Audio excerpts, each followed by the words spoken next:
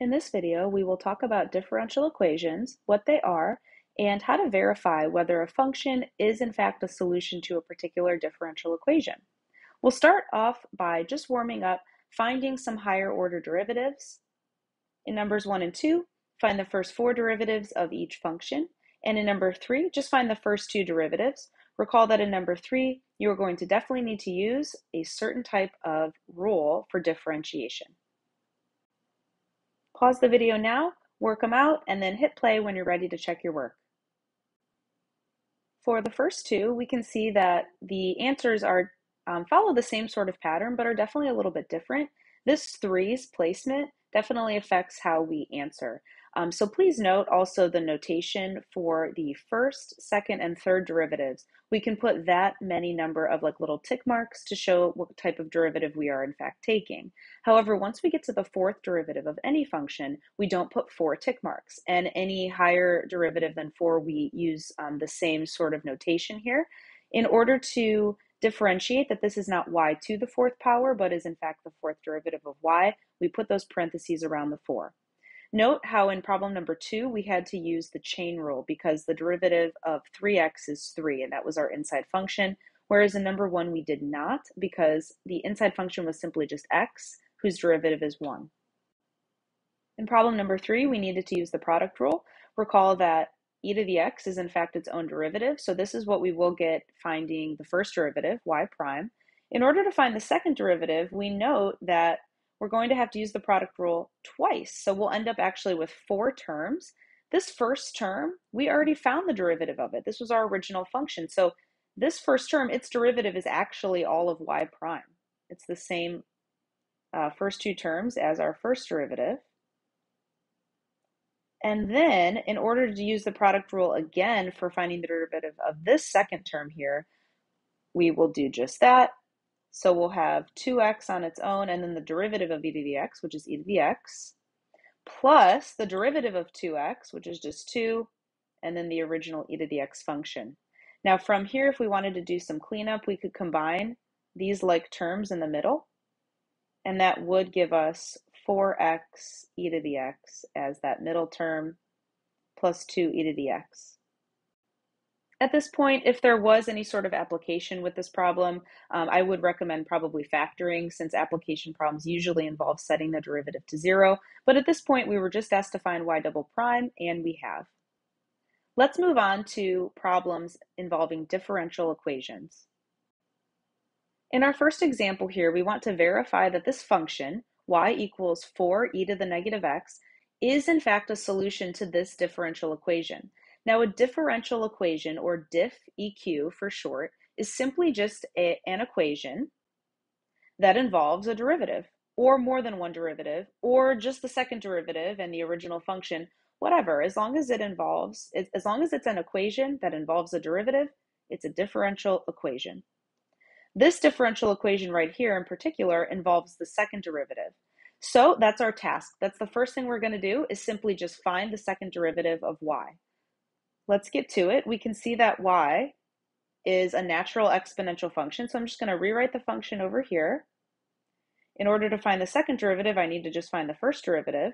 So we know that e to the whatever function is part of its own derivative, but then in this case, we do have to use the chain rule. We see that this is e to the negative 1x, so we will have to multiply by the derivative of negative x, which is negative 1. So that will give us a first derivative of negative 4 e to the negative x.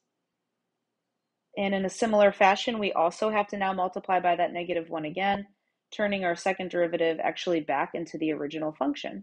We can actually see that this pattern would continue indefinitely.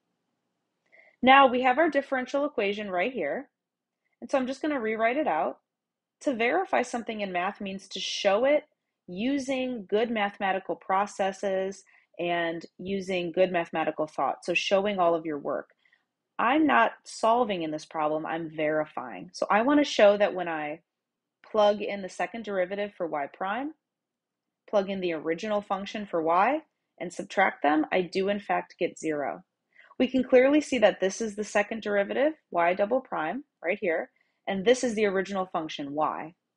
So that'll get plugged in for there. So let's plug in for y double prime. It's 4 e to the negative x Then we have minus the original function y, which is 4e to the negative x. We can see that they are the same.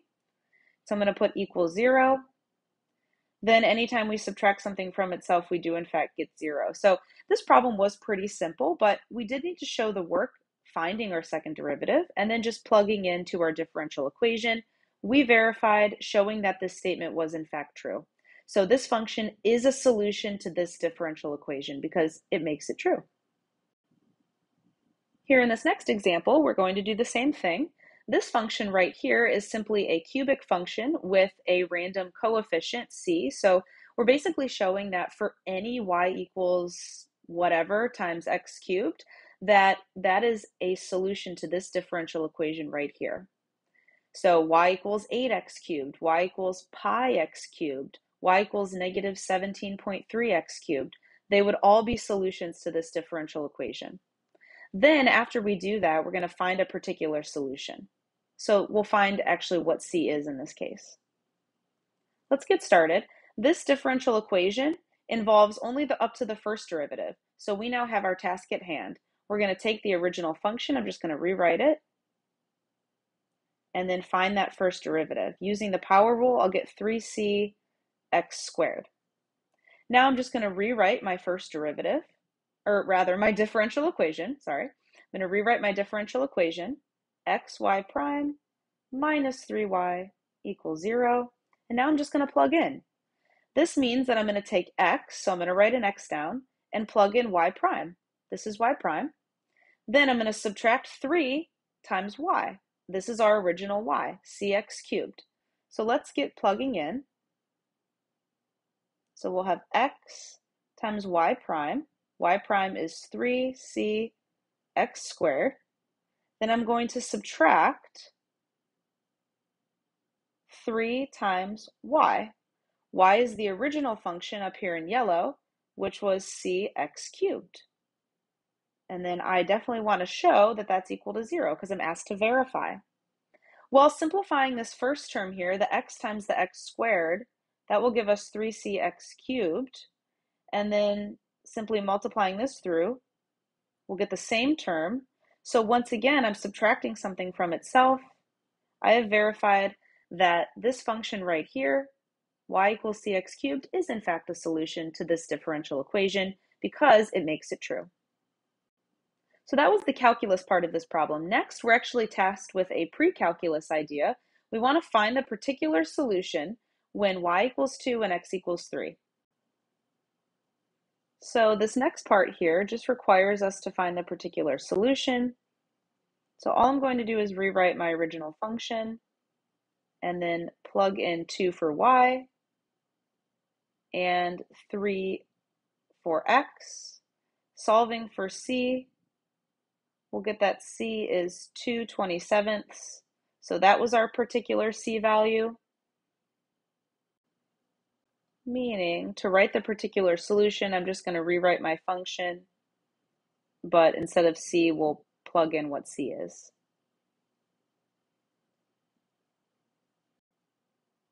All right, let's get into some more challenging problems. Here we want to verify the solution of the differential equation once again. Here's our function. It is no longer explicitly defined. We no longer have like a y equals. We now have an implicitly defined function. Our differential equation is pretty straightforward.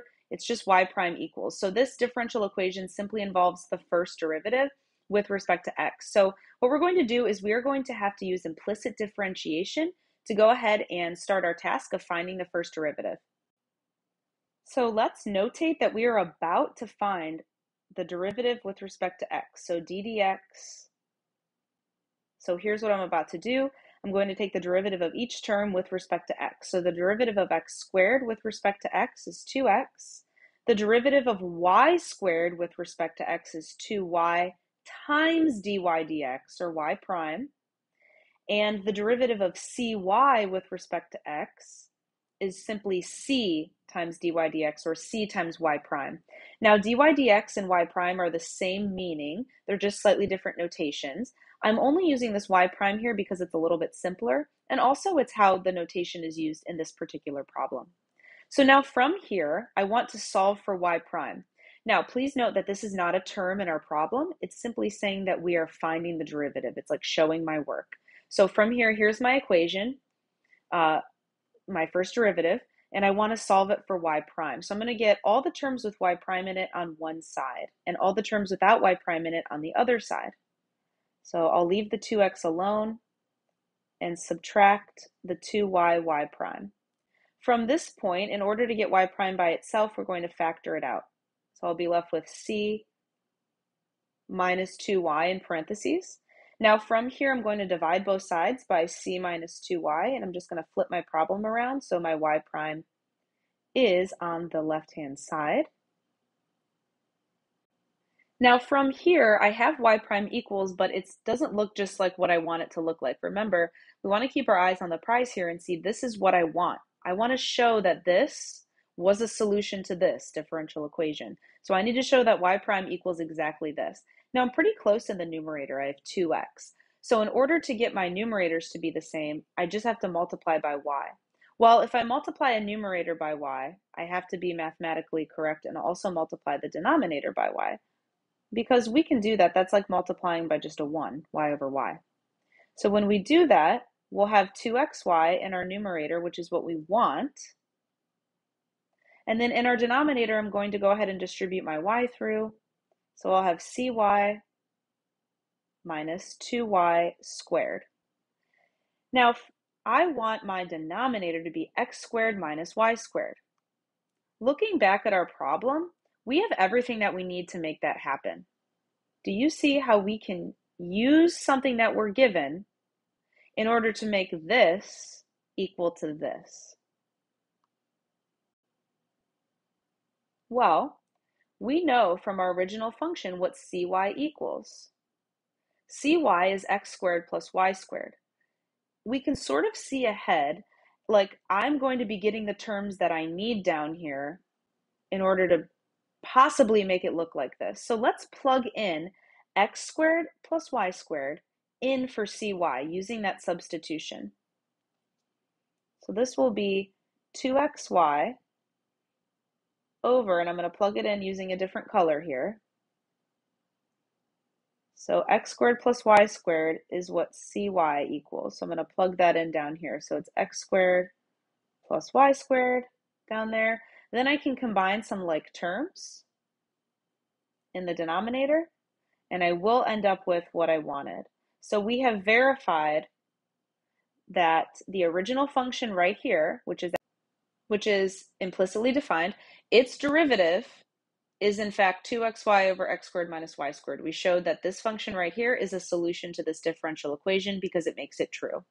This one took a little bit more algebraic manipulation and a little bit of just some workaround to make it work. But again, we have to keep our eyes on the prize, see what we want. How can we make our equation look like what we want it to be? This next example is even more fun. I'm excited about it. We're going to do the exact same thing. So once again, we have a function that is implicitly defined. No more y equals something just in terms of x. So we are going to have to differentiate implicitly. So I'm going to take the derivative of y squared with respect to x. So that is going to be 2y times dy dx, or y prime. Again, you can use any notation that you want for the derivative of y, but I'm going to use dy dx here because that is the notation of this differential equation right here. And this differential equation only is involving the first derivative, so that was our task. All right, this next term also involves y, so there's going to be a dy dx in it. The derivative of ln y is just 1 over y dy dx, and that minus 2 will just be out in front once again. And then equals x squared, so its derivative with respect to x is simply 2x. Now, once again, this differential equation is solved for the first derivative, so I want to get all the terms, I want to get dy dx by itself once again. So actually, I'm ready to just factor out the dy dx because all the terms with dy dx in it are on the left. And all the terms without dy dx, which was just one of them, were on the right.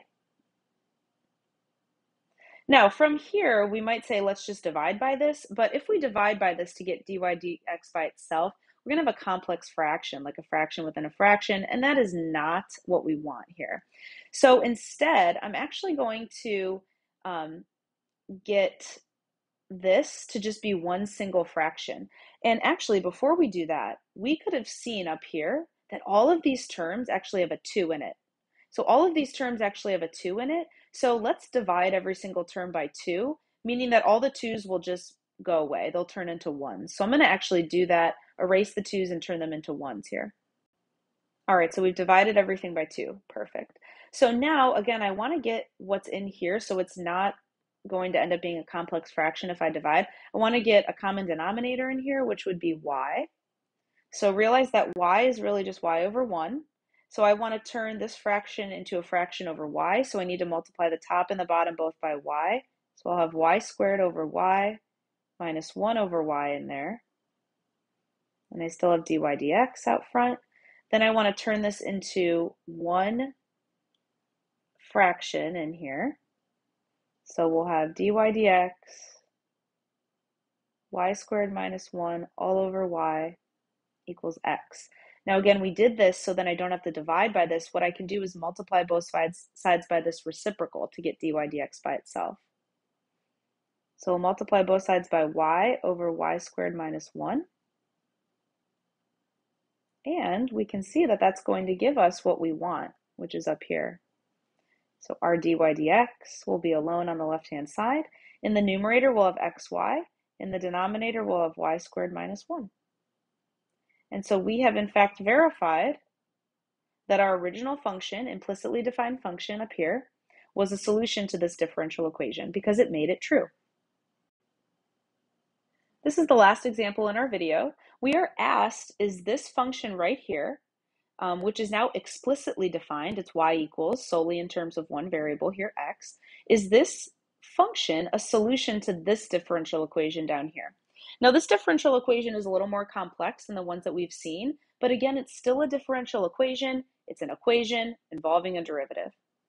Well, we can see that this differential equation right here only goes up to the first derivative, so that is the derivative that I'm going to want to find.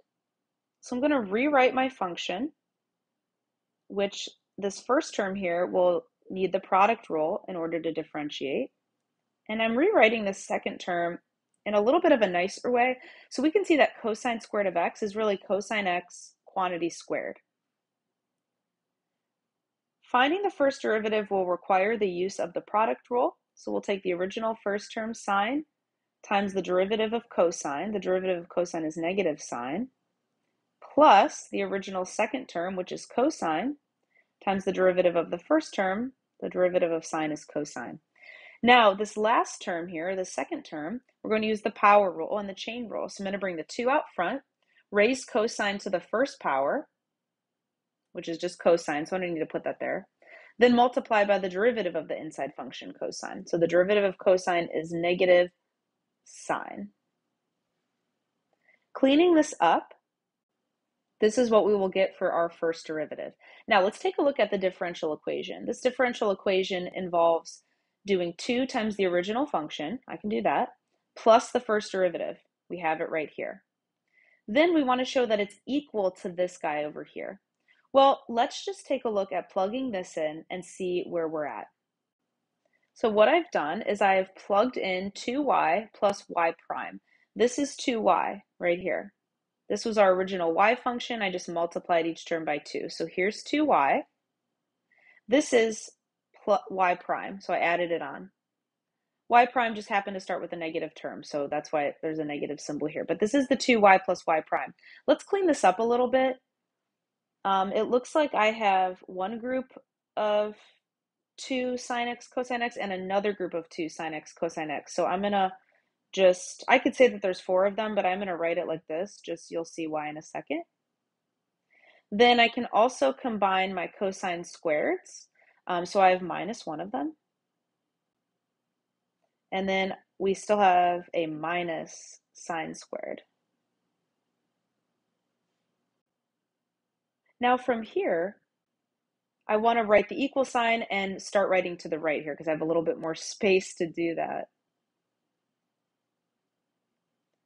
So I will put equals I'll now do the whole thing. So it equals 2 sine of 2x and then minus 1. All right, well, these two sides don't look the same, but we see over here that we have a double angle. And according to trig, the sine of 2x is actually equal to 2 sine x cosine x. So go ahead and Google double angle formulas if you do not remember that.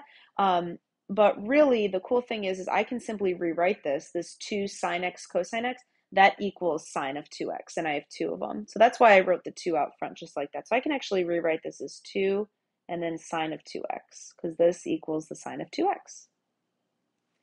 All right, now I want this to be a minus 1. Well, we know that cosine squared plus sine squared is equal to 1.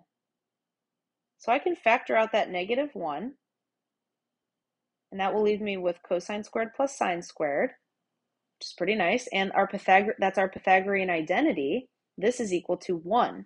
So let me rewrite this side. And we have that minus, and again, that is equal to 1 according to the Pythagorean identity. And so we have verified, or we have shown actually, this one was asking us, is it a solution? Yes, it is a solution. This function is in fact a solution because it makes the differential equation true.